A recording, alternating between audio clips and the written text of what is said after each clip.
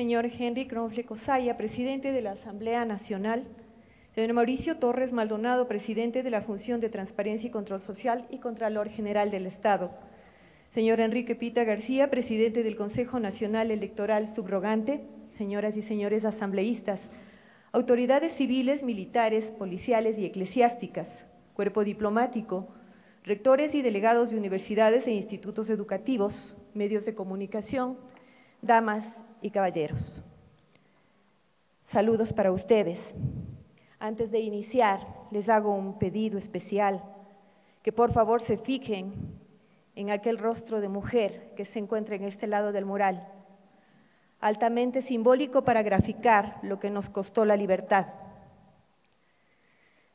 Indignados tus hijos del yugo que te impuso la ibérica audacia, indignados por la injusta y horrenda desgracia que pesaba fatal sobre ti, santa voz a los cielos alzaron, voz del noble y sin par juramento de vengarte del monstruo sangriento y romper ese yugo servil.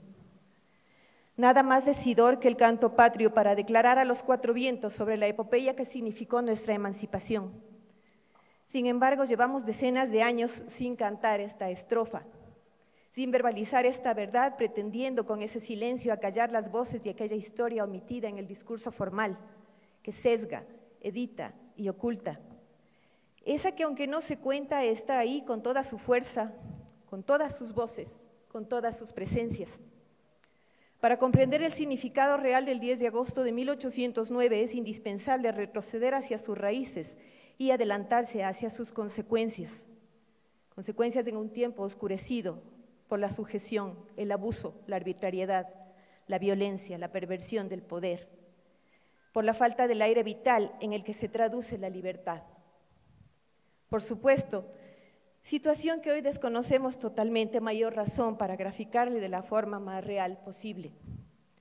Hacer memoria sobre el 10 de agosto de 1809 significa traer al presente a nuestro histórico de insurgencias, la ejemplificadora revolución de los barrios de Quito, por ejemplo, cuando en 1765 la reacción organizada y decidida de nuestro pueblo frente al cobro abusivo de impuestos obligó al poder a ceder y a negociar. Fueron 45 los levantamientos sucedidos en la audiencia de Quito entre 1700 e inicio de 1800, cuando la población quitense, haciéndose de fuerza y decisión, de arrojo y valentía, desde entonces demostró que con el interés supremo de nuestro pueblo no se juega. Y en ese devenir la patria fue enaltecida por personajes indispensables para la ansiada libertad, aquellos sin cuyo contingente no estaríamos gozando de los derechos que hoy nos asisten y de los cuales en no pocos casos abusamos, dando paso al caos. De estos personajes, el más preclaro, prócer mayor y padre de la patria, ha sido Eugenio Espejo, quien reevolucionó el discernimiento frente a la castración del pensar impuesta por el coloniaje. Sin embargo, de él casi se calla que fue tomado preso por Luis Muñoz de Guzmán, presidente de la audiencia colonial, por el grave motivo de ser hermano de Juan Pablo Espejo, sobre quien sí pesaba una acusación.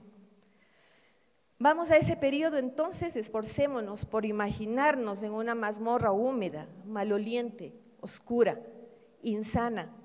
Veámonos impotentes frente a la tiranía, sin una pluma, sin una hoja de papel en la que plasmar el pensamiento a sabiendas de que afuera el monstruo campea.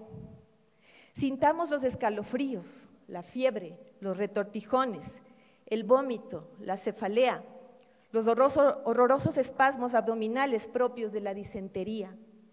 Sepamos que no obstante la orden de excarcelación, el tirano lo retuvo meses más hasta asegurarse de que la enfermedad le agote la vida. Espejo, el prócer, murió el 27 de diciembre de 1795 a los 48 años. Sin embargo, sus luces no dejaron de iluminar. Sin detenernos en el ínterin, vamos a la Navidad del 25 de diciembre de 1808 hasta la hacienda de Chillo Compañía en Sangolquí, cuando la conspiración en contra del coloniaje empezó a tejer las primeras hebras en el tapiz de nuestra liberación. Reunión, por cierto, denunciada y aplacada. Lleguemos a aquel 9 de agosto de 1809, cuando en la casa religiosa del Sagrario, con la anuencia del párroco, cura Castelo, y con Manuela Cañizares como anfitriona, se reunieron los próceres que finalmente depusieron a Manuel de Urriés, conde Ruiz de Castilla, hasta ese momento presidente de la audiencia. Y si muchos han pretendido minimizar la trascendencia americana de la gesta del 10 de agosto de 1809, para unos por ausencia de violencia y para otros por tildar como realistas a los mismos próceres, habrán de sentirse satisfechos ante el horror y la ignominia que significó la matanza del 2 de agosto de 1810. En breve llegamos hasta allá. De vuelta al 10 de agosto de 1809, Quito se quedó sola ante la negativa de adhesión de territorios clave para sostener el proceso y además amenazada y vulnerable ante la anunciada cercanía de las tropas realistas desde Bogotá y Lima. Entonces, el camino fue la negociación del poder con el mismo Ruiz de Castilla, quien comprometió perdón a los insurgentes y olvido para la insurgencia, promesas que se le olvidaron apenas se hizo nuevamente del poder. Entonces, los sediciosos, entre comillas, fueron perseguidos y encarcelados, ocupando quizás la misma insalubre y espantosa celda que presenció la agonía de Espejo. Quito tiene escenarios infames cuya presencia es indispensable para obligarnos a no olvidar. Mientras tanto, afuera, entre el pueblo, sumadas al hartazgo del coloniaje, afloraban la indignación, la ira y la rebeldía, caldo de cultivo de un necesario levantamiento para liberar a los cautivos. Si en prisión estuvieron 72 patriotas, todos varones, afuera guardaban sus madres, esposas, hijas, hermanas, sus compañeros y el pueblo, instrumentando la arremetida para liberarlos. Y llegó ese jueves 2 de agosto de 1810, cuando las campanas confabuladas con los quitenses no dieron la hora, pues sus dos tañidos vespertinos dispusieron el ataque como consigna. Entonces, los quitenses libertarios se lanzaron en contra de los 3 cuarteles realistas. Sin embargo, uno falló, determinándose así el acabose, pues retomaron el control y con toda la artillería disponible, además de toda la hazaña, la soldadesca realista arremetió en contra de los presos, de sus pretendidos libertadores y del indefenso pueblo de Quito, sin discrimen alguno. Y al hablar del pueblo de Quito, recordamos que su población estuvo integrada por quitenses, es decir, los vecinos de la Real Audiencia desde Buenaventura hasta Cajamarca, y por la Amazonía, por supuesto. Pero referirlo así puede no significar lo que fue en realidad. Revívase en cada uno de ustedes en esta mañana un pálido reflejo de lo que fue aquella tarde. En aquel 2 de agosto el olor a sangre que en lugar del agua se esparcía por las calles, corría por el caño de la calle, invadía el ambiente. Campeaban la desolación, el desasosiego, el dolor. No se podía caminar no solo por sortear los cuerpos regados en cada cuadra, sino porque el miedo y el horror flaqueaban las piernas. La matanza había parado solo en el nombre de Dios pronunciado en la palabra del obispo Curi Caicedo. Solo ante eso la corona cruel y bárbara puso alto al fuego y a la ignominia, mientras su soldadesca, renegando, aflojó a las presas de sus fauces. Maldad, cobardía y vileza a la par. Robaron, saquearon, violentaron y mataron. Hubo de echarse sal sobre sus pisadas para que ni la mala hierba crezca en ellas, y fuego sobre su memoria para que la historia no olvide aquella carnicería, para que grave como aquel día como el del cobarde asesinato de los que buscaban liberarnos y nos recuerde que necesitábamos que lo hagan. Ya por ahí los vivos acarreaban a los heridos hacia el hospital, que eternas debieron hacerse esas apenas 3 cuadras cuando la vida ansiaba escaparse en segundos. A cada paso, ante cada quejido, frente al llanto desgarrador de los que quedaban, cambiaban la rabia y la impotencia. No se podía caminar sin que el alma se destrozara, quizás más que los cuerpos que yacían apilados, mutilados, acuchillados y baleados. No se alcanzaba a contar cuántos mismos eran. ¿100? ¿200? No, fueron 300. ¿Dónde estaban los padres, los hijos, los esposos y los compañeros?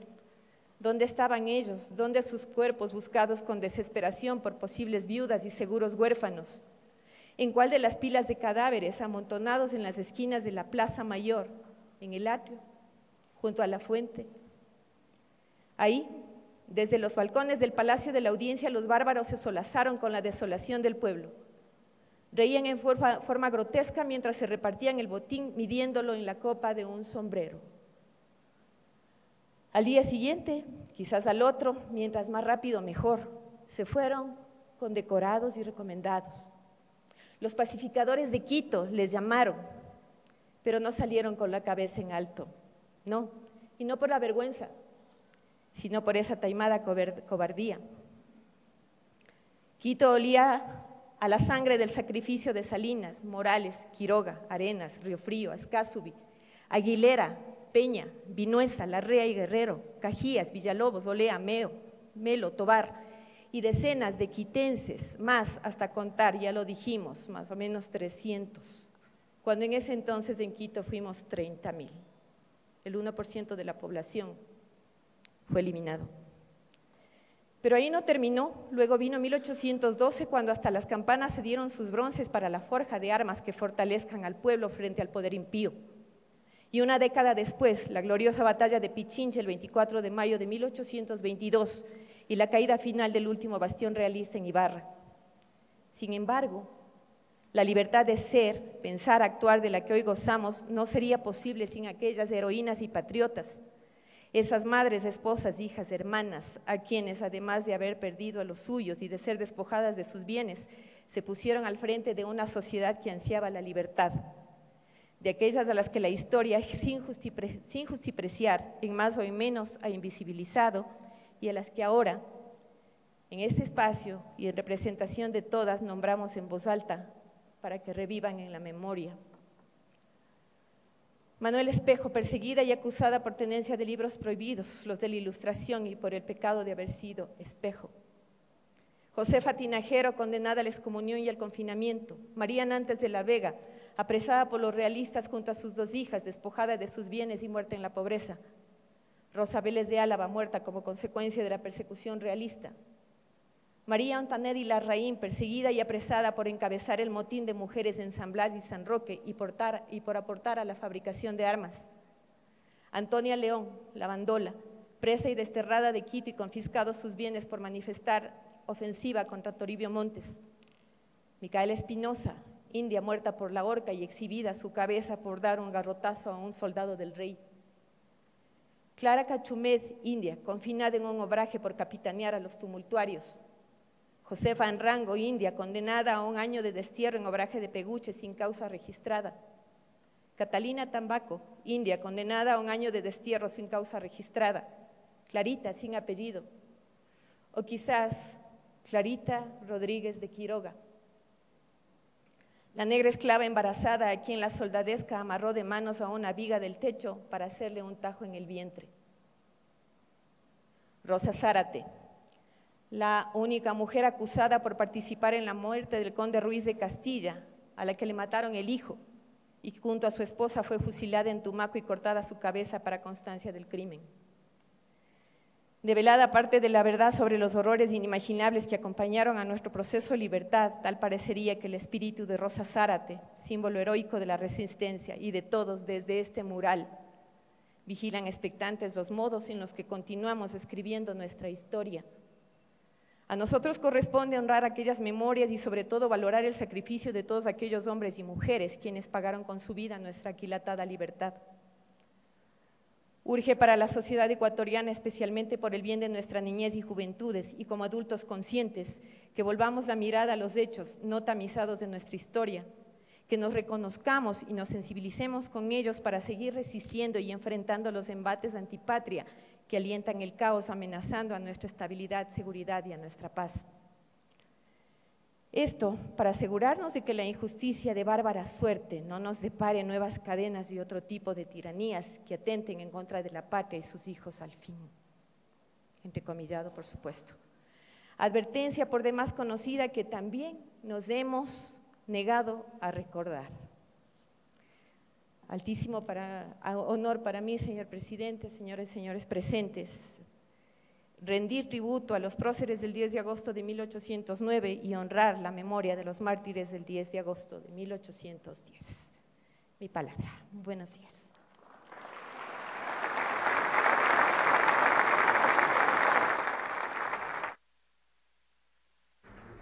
Esa fue la exaltación